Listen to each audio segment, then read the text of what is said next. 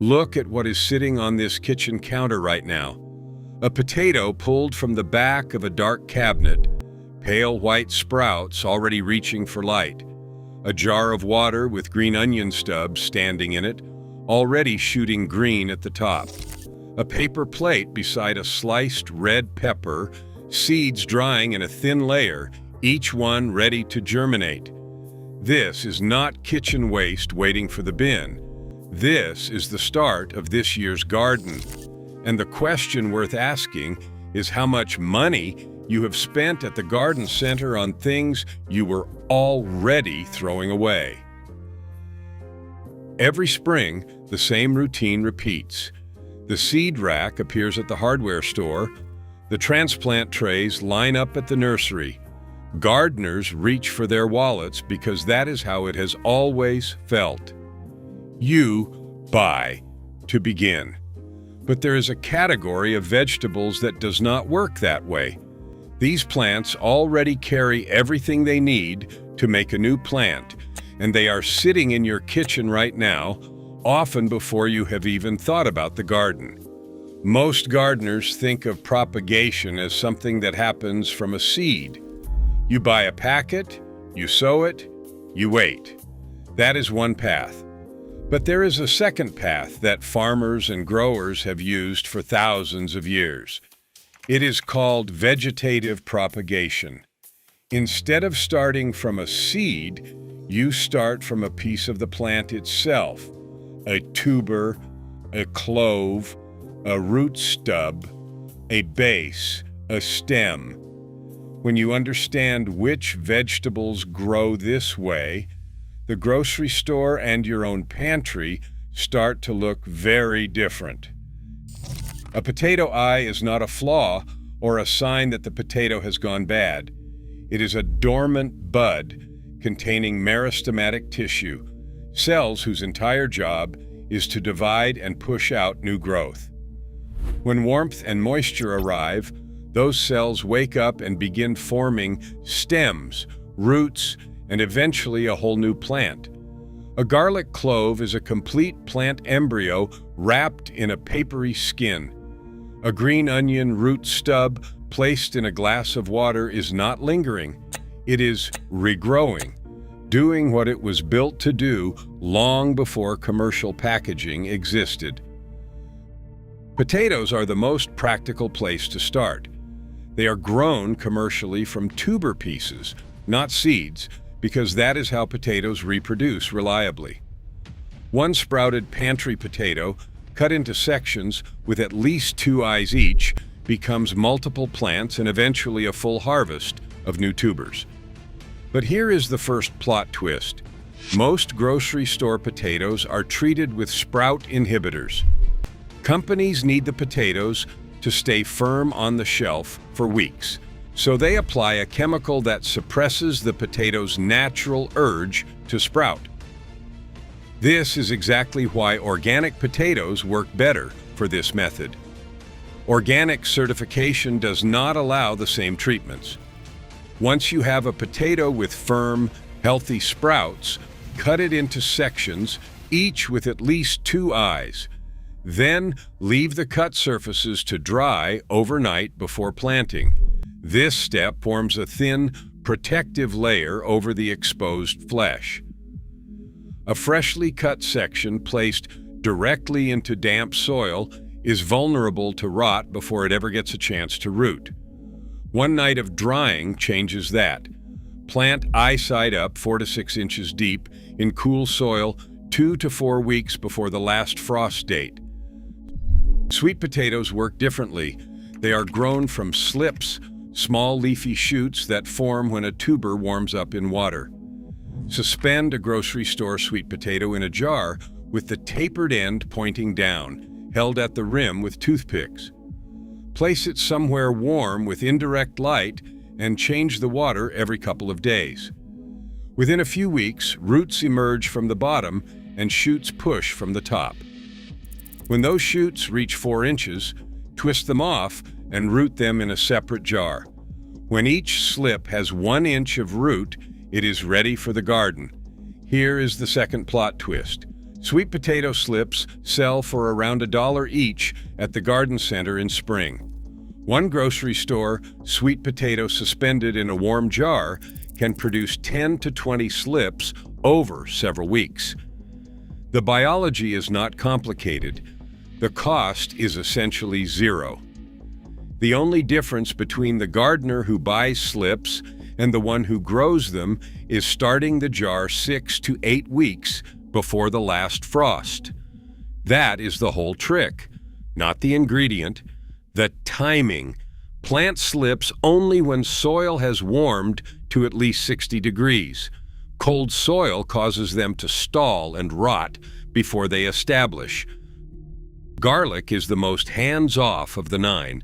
Each clove becomes a full bulb with 8 to 12 new cloves inside it by the following summer.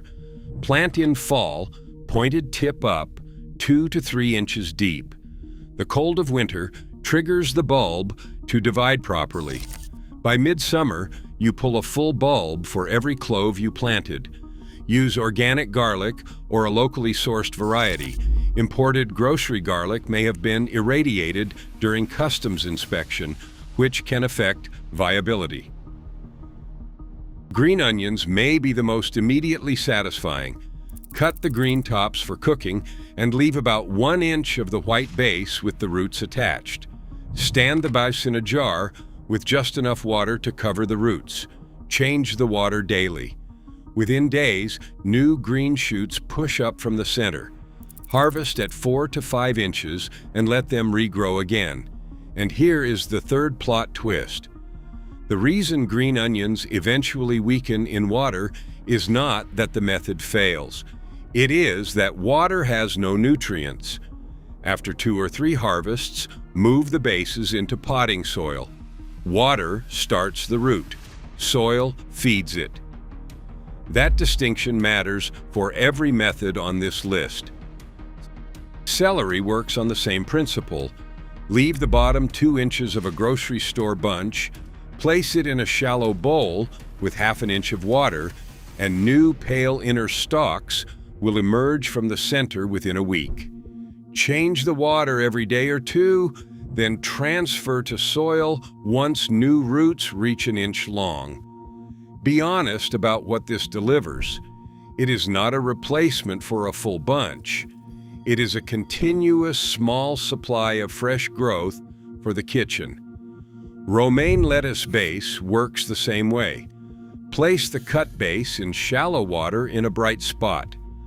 Loose new leaves will sprout from the center within days. They will not reform a tight head, but they are real leaves that cost nothing. Heirloom tomato seeds are where kitchen seed saving becomes genuinely productive. But there is one step most gardeners skip. Tomato seeds are surrounded by a gel coating that can inhibit germination. To remove it, scoop seeds and gel into a small jar of water and let it sit for 2 to 3 days. The gel ferments and breaks down. Viable seeds sink and non-viable ones float.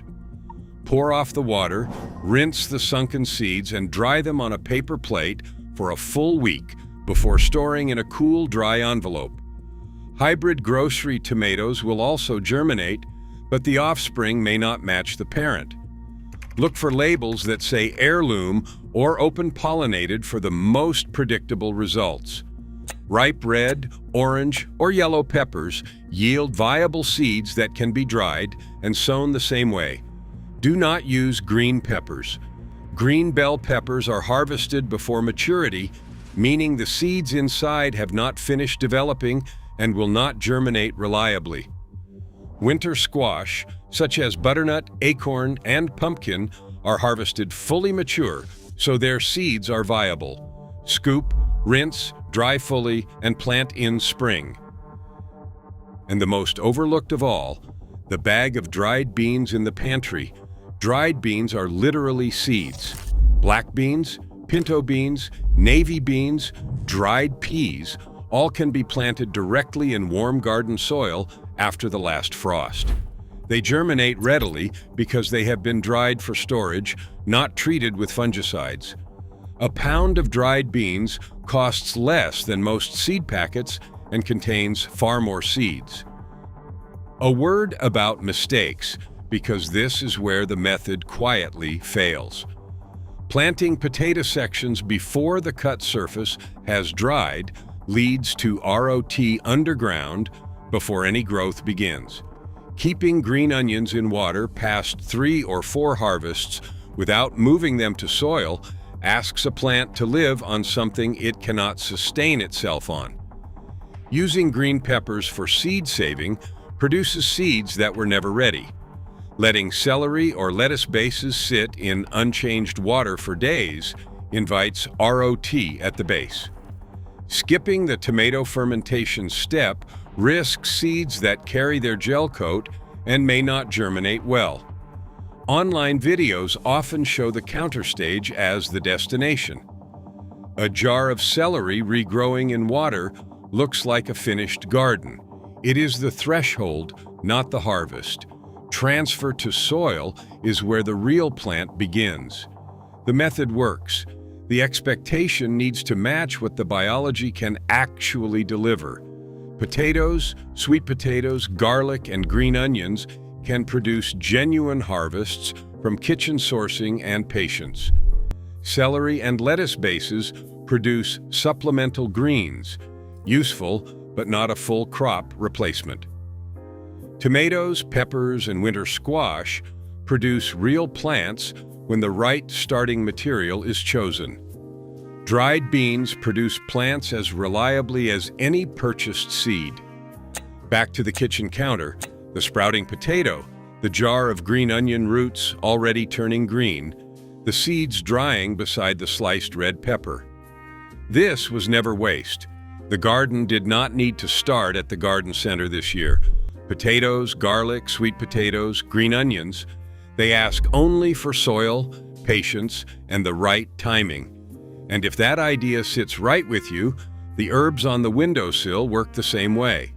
One stem of rosemary or mint standing in a jar of water becomes a new plant within weeks. The question stops being what to buy next season and starts being what is already growing on the sill.